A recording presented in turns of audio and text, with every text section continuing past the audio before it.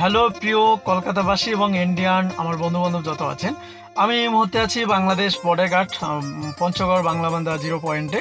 তো এখান থেকে কিন্তু আপনারা দেখতেছেন আমি সাইনবোর্ডটা যদি দেখাচ্ছি, এই সাইনবোর্ডটাই দেখাবো আপনাদের আমাদের বাংলাদেশ থেকে আপনাদের ইন্ডিয়ান কোন জায়গায় কত দূর সেটা দেখানোর চেষ্টা করব।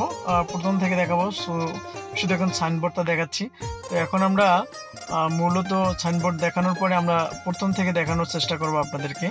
যে প্রথমে আমরা দেখাবো যে আমাদের এখান থেকে শিলিগুড়ি কত কিলো।